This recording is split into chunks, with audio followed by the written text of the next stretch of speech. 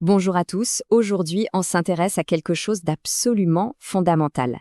Imaginez, dans chaque être vivant, et même dans chacune de nos cellules, se cache une sorte d'usine chimique miniature qui tourne en permanence, à plein régime. Eh bien ça, c'est le métabolisme. C'est un peu le moteur secret de la vie. On va explorer ensemble comment ça marche, on va voir que c'est franchement fascinant. Pour commencer, une petite question. Si on regarde une plante, un champignon, un être humain, à première vue, on pourrait dire que tout les oppose, non? Et pourtant, ils partagent un mécanisme absolument fondamental, une sorte de mode d'emploi commun pour pouvoir exister. Gardons bien cette question en tête, parce que la réponse, on va la construire petit à petit. Alors, le métabolisme, qu'est-ce que c'est exactement? C'est tout simplement l'ensemble de toutes les transformations chimiques qui se passent à l'intérieur d'une cellule. Pour faire simple, cette image de l'usine est parfaite. Chaque cellule, c'est une usine qui tourne 24 heures sur 24. Elle prend des matières premières, elle les transforme en énergie pour fonctionner et en matériaux pour se construire ou se réparer.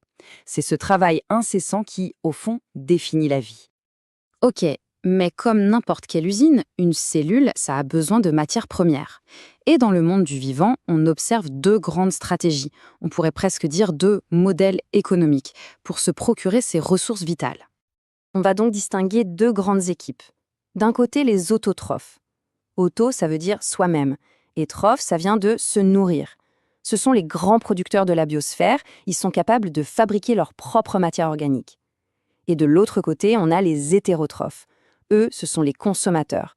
Pour survivre, ils n'ont pas le choix, ils doivent se nourrir de la matière organique qui a déjà été fabriquée par d'autres. La stratégie des autotrophes, leur recette magique, c'est la photosynthèse. C'est simple. Avec l'énergie du soleil comme carburant, les plantes prennent le dioxyde de carbone de l'air, l'eau du sol, et hop, elles transforment ça en glucose, c'est un sucre super riche en énergie, et en prime, elles libèrent le dioxygène qu'on respire. C'est vraiment le point de départ de la plupart des chaînes alimentaires sur Terre. Et nous alors, les hétérotrophes? Notre stratégie, c'est la respiration cellulaire. En fait, on fait exactement l'inverse des plantes. On consomme du glucose et du dioxygène pour libérer toute l'énergie dont on a besoin pour nos activités. Cette réaction, elle produit de l'eau et rejette du dioxyde de carbone. C'est ce qui se passe dans nos muscles quand on fait un effort, ou même dans notre cerveau, là, tout de suite. On a tous déjà senti ça, n'est-ce pas? Pourquoi est-ce qu'on a chaud quand on fait du sport? Eh bien, c'est une conséquence directe du métabolisme. C'est parce que nos petites usines cellulaires, quand elles libèrent de l'énergie, elles ne sont pas efficaces à 100%. Une partie de cette énergie est perdue sous forme de chaleur. C'est la preuve visible que notre moteur interne est en pleine action. Allez, maintenant, on va zoomer un peu. On va aller voir de plus près comment ces usines cellulaires sont organisées. Ce n'est pas juste un grand sac de molécules qui se bousculent au hasard. Pas du tout. L'intérieur d'une cellule est super structuré avec des départements spécialisés pour chaque tâche précise. En biologie, on appelle ces départements spécialisés des organites. Chaque organite est une petite structure qui a une fonction bien à elle, un peu comme les différents ateliers dans une usine. C'est essentiel, cette compartimentation. Ça permet à des milliers de réactions chimiques de se dérouler en même temps, de façon très ordonnée, dans un espace absolument minuscule. Et parmi tous ces organites, il y en a deux qui jouent un rôle absolument central dans la gestion de l'énergie. Ce sont les vraies centrales énergétiques de la cellule. Voici les deux stars. D'abord, le chloroplaste. C'est un peu le panneau solaire de la cellule, et on le trouve que dans les cellules végétales. Et ensuite, la mitochondrie.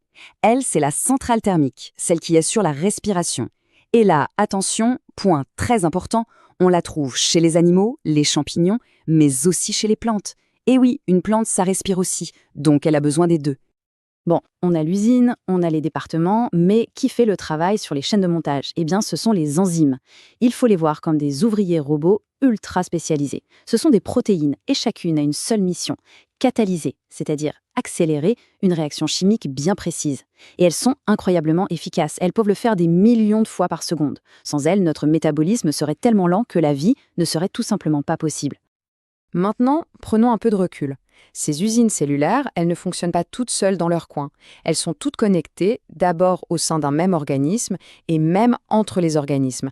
Ça forme une immense chaîne logistique à l'échelle de tout le vivant. Ça nous amène à une question de logistique assez concrète. Prenez un grand arbre, par exemple.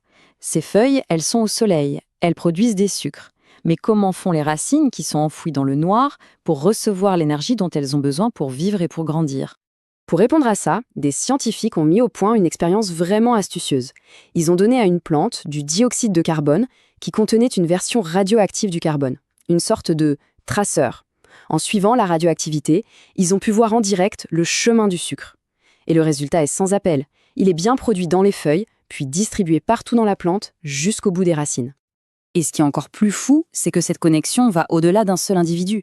Dans une forêt, des arbres d'espèces complètement différentes peuvent s'échanger des nutriments. Comment? Grâce à un gigantesque réseau souterrain de champignons qui relient leurs racines.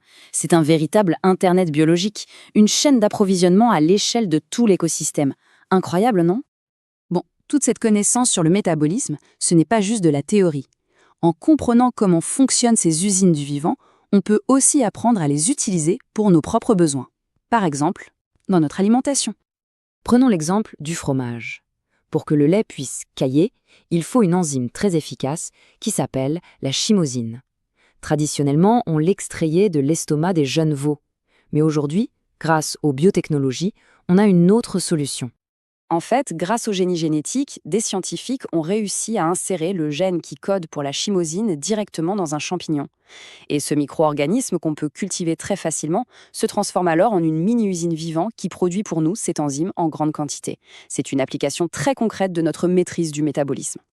D'ailleurs, cette approche a créé de tout nouveaux métiers, des métiers passionnants, comme celui d'ingénieur ou d'ingénieur en biotechnologie. Ces experts utilisent leur compréhension du métabolisme pour imaginer des solutions innovantes, que ce soit dans l'alimentation, la santé ou même la dépollution. C'est vraiment un domaine au carrefour de la science fondamentale et des applications très concrètes. Bien, il est temps de revenir à notre question du début. Après ce voyage au cœur de la cellule, est-ce que ce point commun entre la plante, le champignon et l'humain est devenu un peu plus évident ? Le point commun, évidemment, c'est le métabolisme.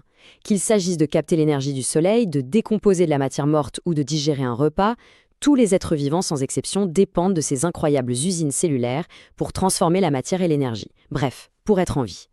Et tout ça, ça nous laisse avec une question ouverte sur l'avenir. Si aujourd'hui on peut déjà faire du fromage grâce à un champignon, quelles seront les prochaines révolutions permises par notre maîtrise du métabolisme? Des biocarburants? De nouveaux médicaments? Des solutions pour dépolluer? En explorant le fonctionnement intime du vivant, c'est un peu notre propre avenir que l'on est en train de façonner. Merci d'avoir suivi cette séance.